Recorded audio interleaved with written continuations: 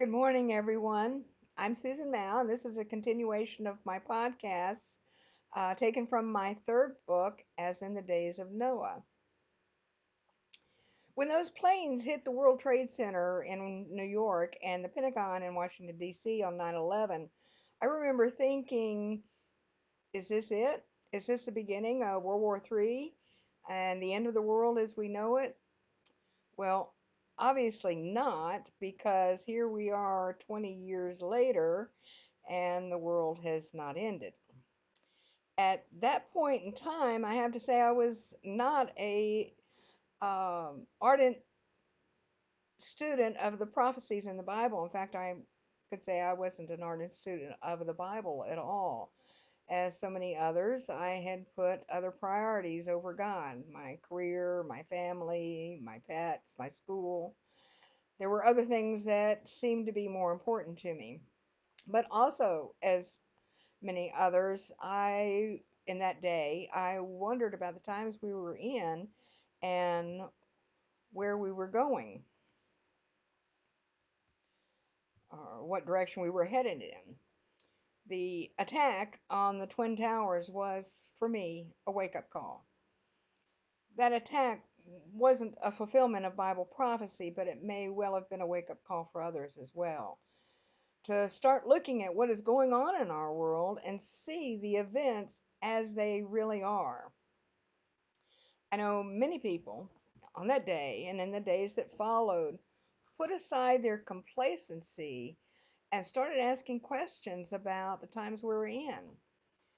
Fast forward to today, and you can hardly scroll through social media or read newspaper headlines without seeing some reference to Bible prophecy and the things that we are in. So, why are so many people talking about the end times today? One reason could be that God said, "But thou, O Daniel, shut up the words and seal the book even to the time of the end. Many shall run to and fro, and knowledge shall be increased."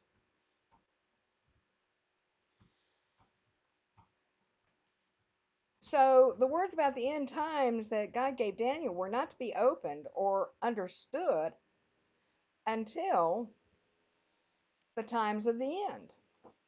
Have we reached that time now that we can start understanding, unseal those words and start understanding the times that we're in and the prophecies that have been written in the Bible for all these years? It wasn't until I was grown and on my own that I even started hearing about the book of Revelation, the rapture, the tribulation, the battle of Armageddon. And I will admit to, when I first started hearing it, taking it all with a grain of sand. It was really impossible, quite challenging at least, to look at the times that we were in then, when I was growing up in the 50s and 60s, and imagine a one world government or a one world religion. There are some estimates today that there are over 30,000 different Christian denominations across the world, and that's just the Protestants.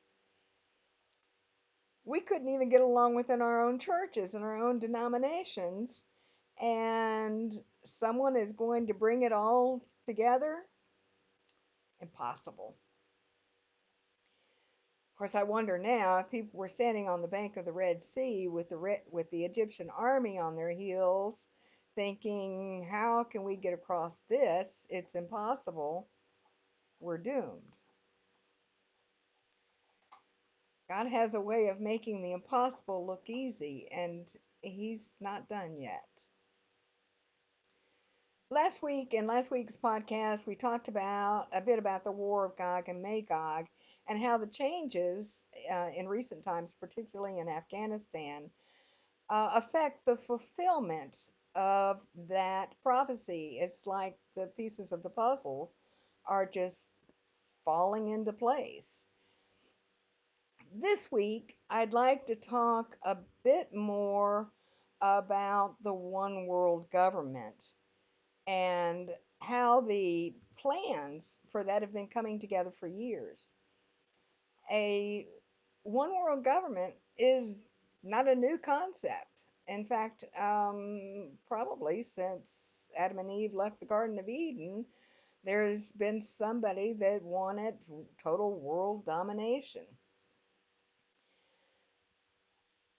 I went back through some of my old history stuff and I just grabbed about five different people that give an example of leaders in the past that have desired that one world dominion. So let's take a look at that.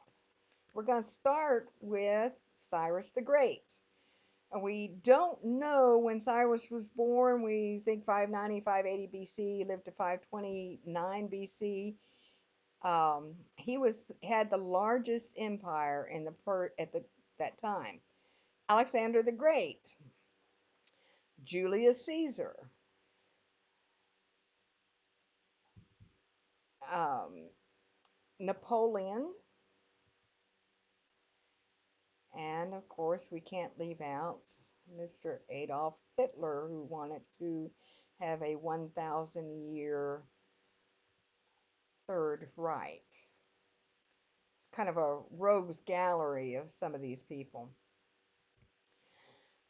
So history shows us that total world domination is not a new dream or nightmare, depending on your viewpoint.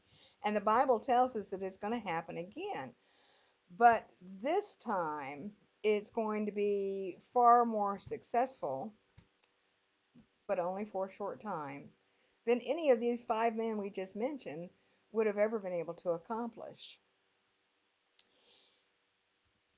If we look at Revelation 13, 1 through 2, and I stood upon the sand of the sea and saw a beast rise up out of the sea, having 7 heads and 10 horns, and upon his horns 10 crowns, and upon his heads the name of blasphemy. And the beast which I saw was like unto a leopard, and his feet were as the feet of a bear, and his mouth as the mouth of a lion. And the dragon gave him his power, and his seal, and great authority. The dragon that gives this beast his power and his authority is none other um, than old Beelzebub himself, Satan. The beast is what we now know as the Antichrist. If we look a little bit further down in that chapter and take a look at Revelation 13:7, and it was given unto him to make war with the saints and to overcome them, and power was given him over all kindreds and tongues and nations. So, all kindreds, all tongues, all nations.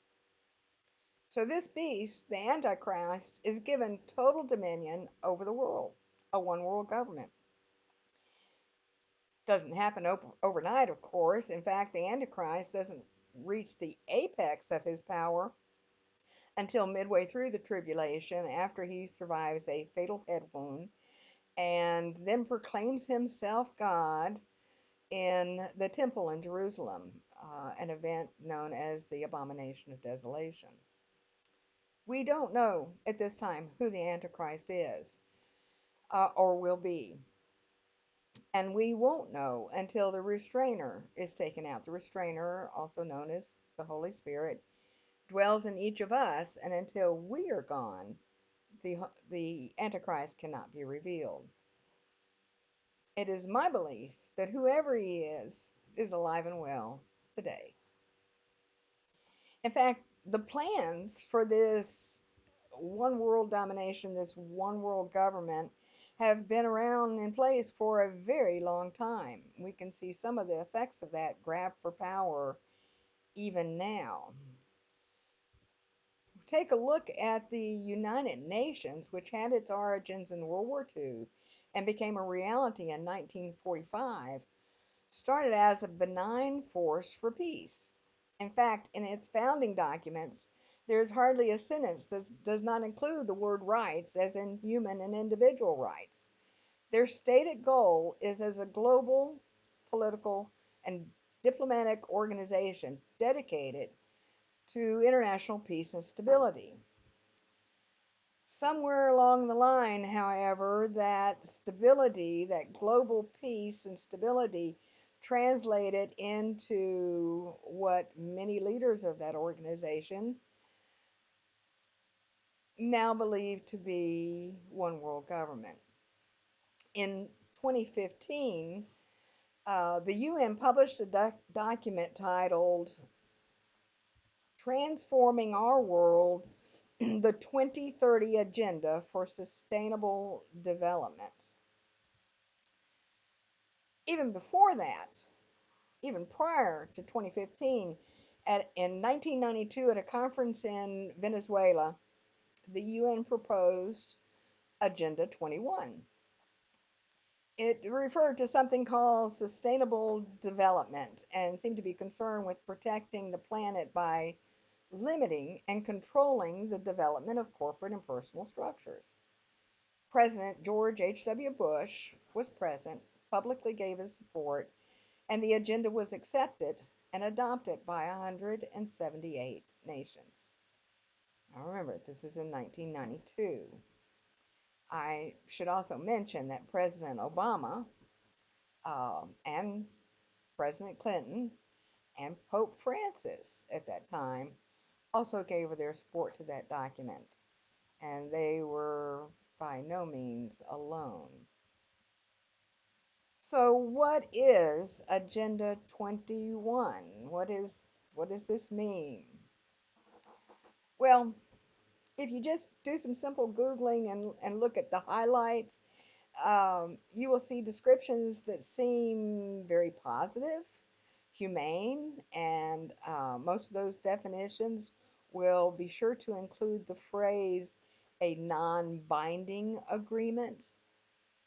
However, when you start digging a little bit closer, and I recommend that anybody listening to this do this, the whole document is available. Just look for it. So when you start digging a little bit deeper, it's not quite so innocent or humane. Part of the stated goal of this Agenda 21, is a one world government or New World Order by 2030 and a depopulation of the earth by 95%. It also calls for government ownership of all land, since individuals like you and me can't make good decisions about management of our land. As of 2017, which is the most recent information that I was able to find, others may be able to find something more current. There were 600 U.S. cities that had signed on to this agenda and its goals and were putting it into effect. Of course, our current president, current administration under President Biden has signed on to this agreement as well. In fact, this fiasco that we're seeing in Afghanistan, the money poured into the coffers of terrorist organizations, and they're talking about doing that again. And the other things, so many other things that we see today that leave us shaking our heads, may not be so much of an oops as it is actually a well carried out agenda to input this Agenda 21, begin the process for this Agenda 21 that has been planned for some time. All of this, when you're looking at all of this, particularly our past presidents and cities, and perhaps now state governments, I don't know, um, begs the question, where is the United States during the tribulation? Now, before I try to answer that question, Let me just say, first of all, I am a patriot. I am a veteran. My father was a career Army officer, served in World War II and the Korean conflict. I believe this country was founded on Judeo Christian principles and has been blessed by God for many years. But with the removal of prayer in our schools, the bias against Christians, the shutting down of churches, the support for sinful ways such as abortion, we have turned away from God as a country and are, even now, facing his wrath. The United States, once a predominantly Christian nation, is no longer so. And we are also no longer the world's superpower. We've fallen from that position. Our allies have learned, especially with what happened in Afghanistan, that we can no longer be relied on to keep our word, keep our promises. Our enemies sense that weakness that surrounds our country and are making their plans accordingly. We know that Iran is weeks, if not just days, away from military grade uranium. We know North Korea have reactivated their nuclear test sites. We know that Russia has come to agreements with most of the Middle East, including Turkey and Iran, which, if you read Go Set a Watchman in my second book, we talk about with the war of Gog and Magog.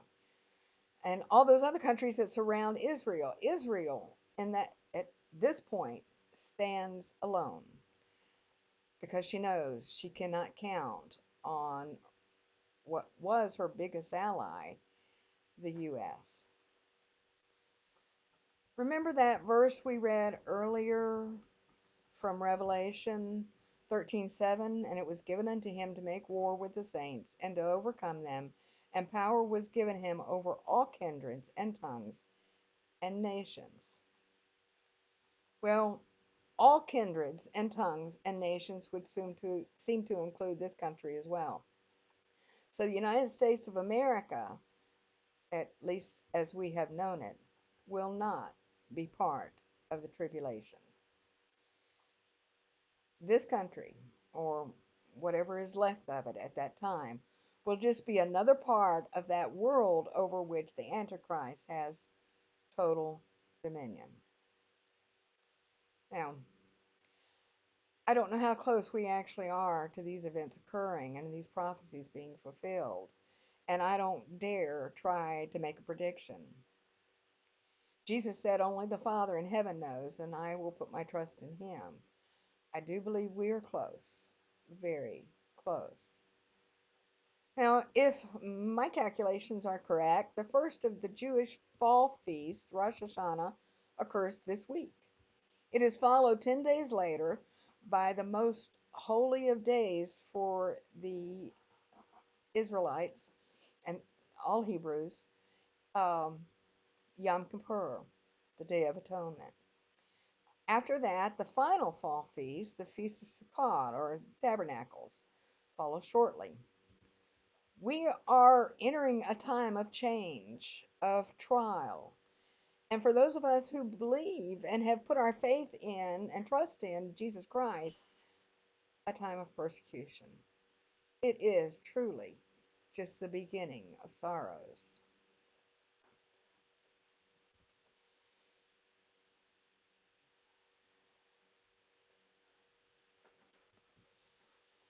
And when these things begin to come to pass, then look up and lift up your heads, for your redemption draweth nigh.